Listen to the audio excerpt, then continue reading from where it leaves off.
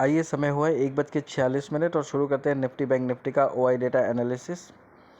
यहाँ पे अभी हम ट्रेड कर रहे हैं 22,032 के ऊपर निफ्टी में, और इंडिया विक्स ट्रेड कर रहा है 21.88 पे। इंडिया विक्स 13 दशमलव समथिंग 69 और समथिंग लाइक दैट पे क्लोज हुआ था, वहाँ से 22 के ऊपर ट्रेड करना चालू कर दिया था। नेक्स्ट टारगेट प्रोबेबली अपसाइड में 23 to 24 और डाउन साइड में 17-18 का आता है। अब ये देखना है कि किस रेंज की तरफ ट्रेड करेगा। शुरुआत करेंगे निफ्टी बैंक से। ऊपर और नीचे के लेवल देखते हैं। ऊपर 50,000 पे आपका अपसाइड रेस्ट्रिक्टेड है, ठीक है। इसके ऊपर जाने की कोशिश नहीं हो पाएगी मार्केट से, ठीक है। 49,700 49,800 ये रेजिस्टेंस का काम करना चाहिए, ठीक है। ऊपर और नीचे की साइड में बात करें, मिडिल ऑफ द रेंज में है 49,500। ये एज अ रेजिस्टेंस ट्रेड करना चाहिए, लेकिन क्या है ना, अभी मार्केट्स वॉलेटाइल है तो ऊपर नीचे होंगे ये बिफोर गेटिंग इट सेटल्ड, ठीक है। तो नीचे के लेवल ध्यान रखते हैं 49,500 के। 49,000 पे गड़े मुर्दे हैं रेड वाले, तो कहीं ना कहीं आपका जो नेक्स्ट लेवल ऑफ सपोर्ट वही पे बना हुआ है 49,100 to 49,200। इन केस आप इसको तोड़ते हैं तो फर्दर 300 पॉइंट्स का आपको डाउन साइड में मूव मिलेगा।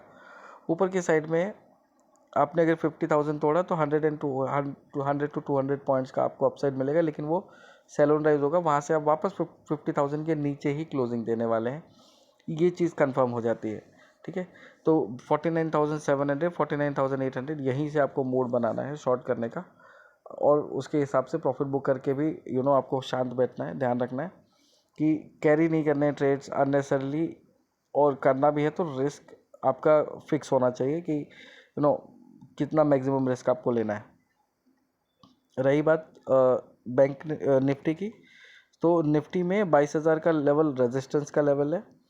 22,200 यहाँ पे गड़े मुर्दे हैं, तो किसी भी अपसाइड में 22,075 से 22,125 ये मैक्सिमम लेवल होगा जहाँ पे आप जा सकते हो ऊपर।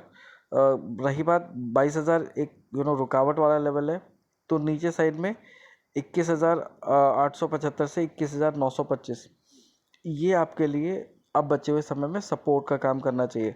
इन केस आप इसके नीचे निकलते हो तो फिर 21,900 आपके लिए रेजिस्टेंस रहेगा, और फिर आप 21,500 की तरफ मूव करते नजर आएंगे। ये मार्केट के लेवल्स है। अभी सेंसेक्स के लेवल भी एक बार देख लेते हैं, ठीक है। सेंसेक्स में भी इंट्राडे की ही पोजीशंस पे वॉच रखेंगे हम। अभी 72,616 पे ट्रेड कर रहे हैं। 72,800 से 73,000 की रेंज में रेजिस्टेंस है। इसको तोड़ के टिक पाना थोड़ा मुश्किल है आपके लिए, ठीक है। इसके ऊपर भी जाते हैं तो सेल ऑन राइज ही है until and unless we cross 73,500। अब नीचे कितना, आपका 72,400 के आसपास गड़े मुर्दे का सपोर्ट है, इसलिए इसने बाउंस लिया है एक उसको क्रॉस करने के बाद में। तो इस बार अगर मान के चलिए अभी ये जो बचे हुए समय है इसमें 72,400 के नीचे निकल के टिक जाते हैं आप, तो फिर नेक्स्ट लेवल आपका जो आएगा वो 71,800 के आसपास सपोर्ट है। मतलब 71,900 72,000 इसके आसपास आप सपोर्ट ले सकते हैं सेंसेक्स में।